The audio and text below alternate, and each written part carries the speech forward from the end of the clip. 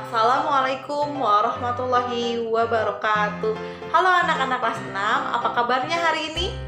Semoga dalam keadaan baik-baik saja ya, dan dalam lindungan Allah Subhanahu wa Ta'ala. Nah, sebelum memulai pembelajaran, kita alangkah baiknya berdoa terlebih dahulu. Berdoa di dalam hati. Mulai.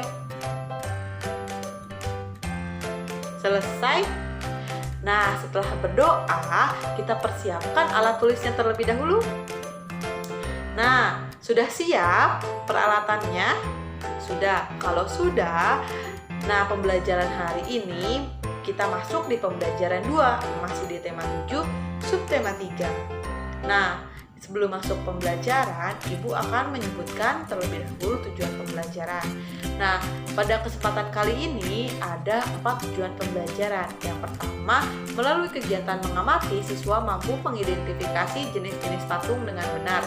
Yang kedua, melalui penugasan, siswa mampu menyebutkan ciri-ciri patung, jenis patung, serta bahan dan teknik pembuatan patung dengan benar. Yang ketiga, melalui penugasan, siswa dapat membuat rencana pembuatan karya patung dengan baik. Yang keempat, melalui kegiatan mengamati, siswa mampu menjelaskan hubungan yang dialami pada masa pubertas dengan kesehatan reproduksi dengan benar.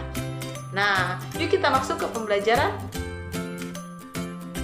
Nah, seperti yang kita tahu bahwa banyak sekali pemimpin yang dibuat patungnya sebagai bentuk penghormatan dan untuk mengenang jasa-jasanya.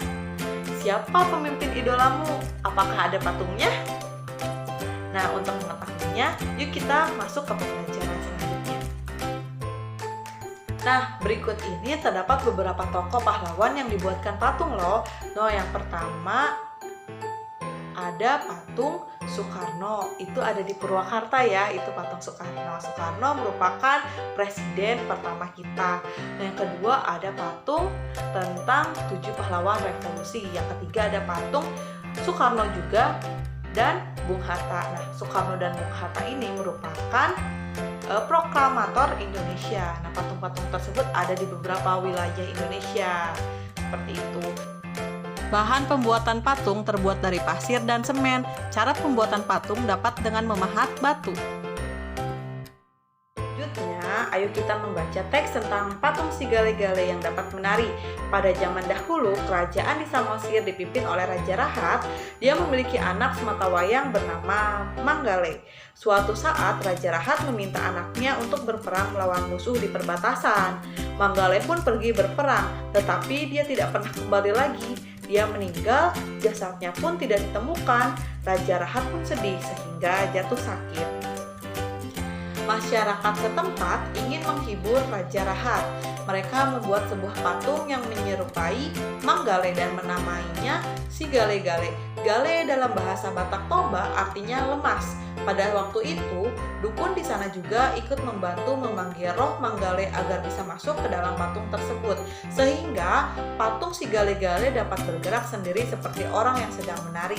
Patung si Gale-Gale sampai saat ini dapat kita jumpai ketika kita berkunjung ke Tombok Pulau Samosir. Hanya saja dalam pertunjukan tersebut, patung si Gale-Gale sudah tidak dimasuki roh lagi. Patung ini dapat bergerak karena digerakkan dengan penggerak mekanis.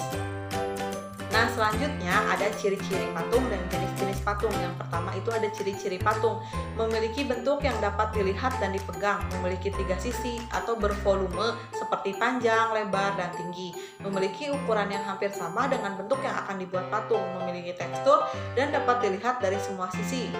Nah, yang kedua ada jenis-jenis patung berdasarkan bentuknya. Yang pertama itu ada figuratif, sebuah bentuk dari jenis patung yang dimana dilakukan pembentukan dalam melakukan peniruan dari bentuk yang berada di dalam sebuah kehidupan nyata. Sebagaimana bentuknya adalah dapat menyerupai manusia, hewan, dan tumbuhan. Nah, yang kedua ada non-figuratif. Nah, sebuah bentuk seni dari patung yang dimana bentuk yang punya. Yang kedua ada non-figuratif, sebuah bentuk dari patung yang dimana bentuk yang ada tidak mirip dengan bentuk asli, sebagaimana hanya sedang melakukan penampilan dari garis, lekukan maupun sebuah bagian dari objek tertentu.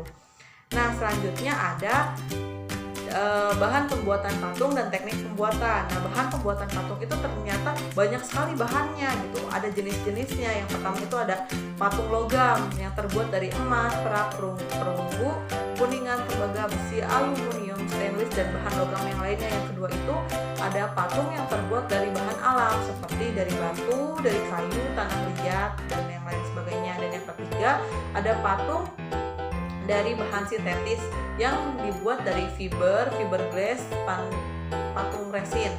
Terus yang selanjutnya ada patung silikon yang dibuat dari polipratena, karet, dan banyak lagi. Dan yang terakhir ada patung kertas. Patung kertas ini dibuat menggunakan bahan kertas yang dibentuk dengan cara ditempel-tempel ataupun dicetak. Nah, teknik pembuatannya itu tergantung bahan yang digunakan gitu. Ada teknik pahat, ada teknik plastering, ada teknik cetak atau tuang, ada teknik pukul, tempa atau kempeng, dan teknik tempel. Nah, selanjutnya ayo kita membaca teks tentang perubahan pada masa pubertas. Tahapan perkembangan dan pertumbuhan manusia umumnya terbagi menjadi balita, kanak-kanak, remaja, dewasa, dan usia lanjut. Masa remaja merupakan peralihan dari masa kanak-kanak menuju masa dewasa. Pada awal masa remaja kita mengalami masa pubertas. Pada masa ini terjadi perubahan pada tubuh baik secara terlihat maupun tidak. Di dalam tubuh, hormon reproduksi mulai dihasilkan. Pada perempuan, hormon ini akan menghasilkan sel telur yang matang. Pada laki-laki, hormon reproduksi akan mengakibatkan tubuh memproduksi sel sperma. Jika sel telur dan sel sperma bertemu, dapat terjadi pembuahan dan tumbuh menjadi bayi. Pada umumnya, pada masa ini kesehatan reproduksi remaja akan memperlihatkan ciri-ciri pubertas. Pada perempuan, dia akan mengalami menstruasi setiap jangka waktu tertentu, umumnya setiap 28 hari sekali. Pada laki-laki, dia akan mengeluarkan sperma. Nah, ciri-ciri lain ditandai dengan perubahan bentuk tubuh yang terlihat. Misalnya pada perempuan,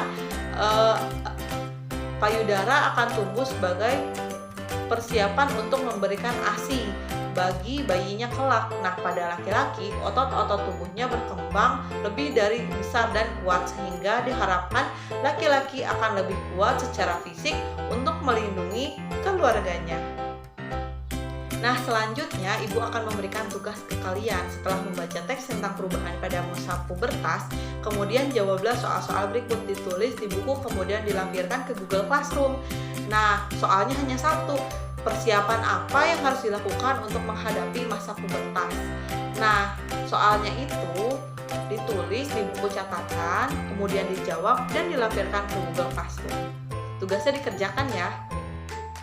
Nah, pembelajaran telah selesai. Kesimpulan pembelajaran hari ini, kita telah belajar ciri-ciri patung, jenis patung, serta bahan dan teknik pembuatan patung. Yang kedua, kita telah belajar hubungan yang dialami pada masa pubertas dengan kesehatan reproduksi dengan benar. Tugasnya dikerjakan. Sekian pembelajaran hari ini. Terima kasih. Wassalamualaikum warahmatullahi wabarakatuh.